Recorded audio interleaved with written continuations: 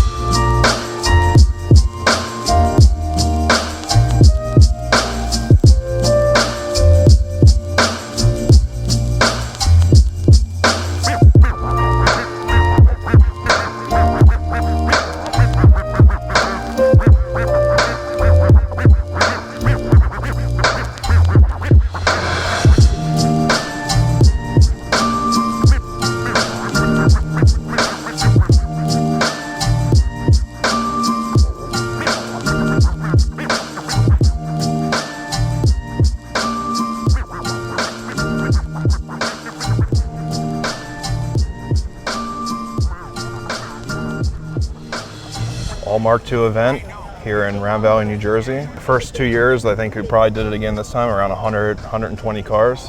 The first year there was no show at H2O. We did a word of mouth Mark II get together, and we got about like 40 or 50 cars. And we just figured if we could get, that many cars word of mouth in a weekend, we should try and organize something, give it, a real event, and we could probably pull something pretty cool, The only reason this is H2O weekend is because we haven't been able to do it in May the past years because of restrictions. Normally it's May, like the first Saturday in May, and we'll be going back to that in 2022 as well. What's been your favorite part about it so far? Just the way the community's gotten behind us. Like, everyone just seems to be so supportive and wants to be involved and wants to come. Incredible how, like, in 3 short events, I guess we've been at it for maybe 4 or 5 years now, but how it snowballed and how the community's got behind it is just awesome. So we're doing the get together last night. Yeah. And like, you're not having to focus much on that because... Yeah, that was awesome for Johnny to do that. The first year we tried to do a little bit of stuff outside of like the actual show day, but it's just tough on us to, there's enough going on with the show itself. And I can't imagine someone that does one that's like a weekend show. I can't imagine Well, what's nice is the void that's come from No More Waterfest, No More H2O, these bigger shows. It leaves people wanting to kind of get that again, and they'll put in, they go, let's try to make a get-together meet so for people coming Friday night. Like, right. Yeah, I mean, we had the idea of maybe doing some sort of cars and coffee. Only our 3rd year, so we're still trying out ideas and trying to, work things in and that sort of stuff. So how many pre-registered cars did you have? We had 96 pre-registered. And probably another 40 rolling. Yeah, I mean, like a fair amount. I know, like the White Rally wasn't registered. The Montana over there, the Zonker wasn't registered. Like a fair amount of cars that I know of that weren't pre-registered. And seeing the cars spaced out like this is so awesome. Yeah. It gives you room to actually check the cars Yeah, out. and photos are better and stuff with them not packed all in. Yeah, it gives you, and we allow people to have tents up if they want to, have some shade and that sort of thing. So that's basically the gist of it. Yeah, I mean, Cool. Just trying to do an event like, you go to some of these bigger shows now and like the you might get a handful of Mark IIs. So it's like, let's do something specific, just like your madness with you guys. Something that you can get like a huge turnout of them and get them all together. It's awesome. The Mark 1 and 2 communities are very rewarding in that sense. See more than a few at a show is big, but then to be able to organize something to get them all together like this is sick. This has got to be the biggest gathering of Mark IIs in the North American continent. In like June, I believe, in somewhere in Germany, I can't remember exactly where, and they had about 100 there. So same type of deal, but definitely in North America. Thanks for all you do, man. Thanks for having me on. This is a piece of treasure here. Yeah.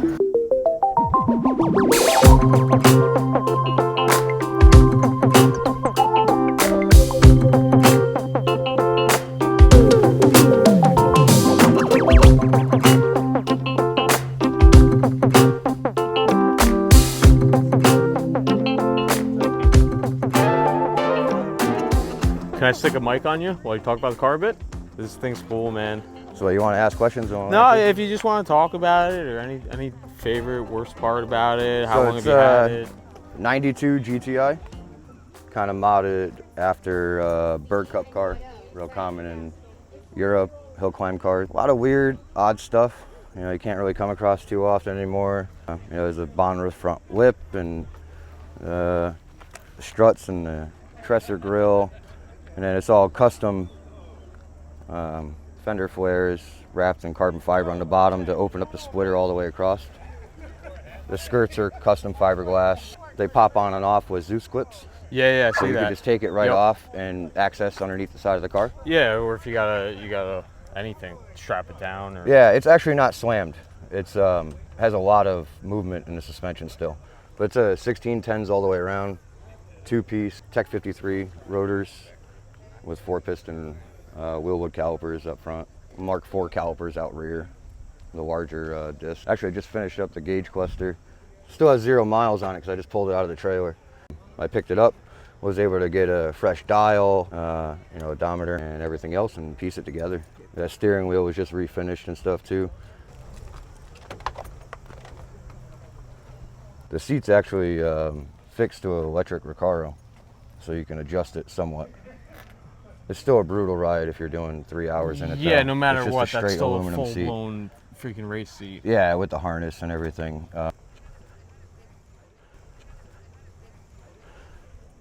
If you want for the seats. I didn't get a chance to toss it in today. The harnesses. How long have you had it? 3 or 4 years now. I've always had my first car was a Mark 1 or a Mark 2. I got it for free. And I've had one ever since for 20 years now. I had quite a few Mark 1s in the past myself, and then it's just been Mark 2s for the last 20 years now. I really haven't had the desire to go back to a Mark 1. Yeah. I'd still really like to have a nice clean Mark 2 Scirocco. I missed that car. I had a G60 in it. I had a 7,000 RPM tach, but I was shifting it at half tank because I was like, I had the same dilemma with I had a built ABA on carbs in my pickup. Oh yeah, those are fun. And when people go, "What's the red line?" I go, "Oh, about half tank." Yeah. Is it a hydro lifter? It is, yeah. I would like to go like solid. Just spirals out of control though. 2.1 liter, 16 valve, built head, built bottom end. It's a Badger 5 ITB, 50 millimeter throttle bodies with 120 millimeter horns. I think it put down like 233. Old school electric motive, standalone.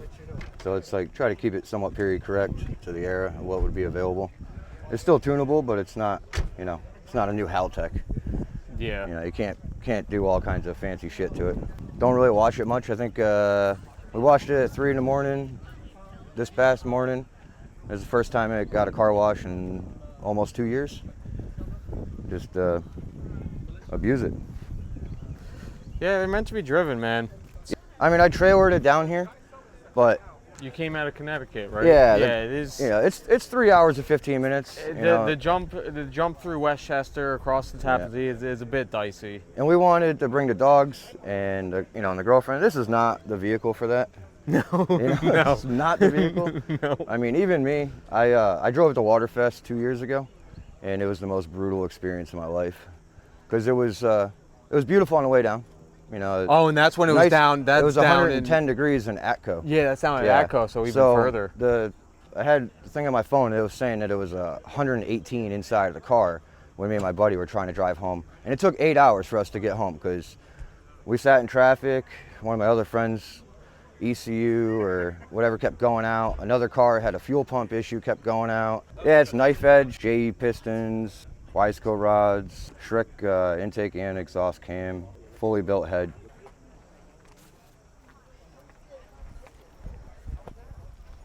I gotta redo that diffuser though. It's What don't you like looking about wonky. it? What's that? What don't you like about it? I want to go a little wider with it, maybe. Wider? Yeah, almost cover the full rear end. Maybe even go up into the bottom of the bumper. Yeah, I bought a it's rally front clip for it, but it came with a shattered headlight. Otherwise, I was gonna have it on here.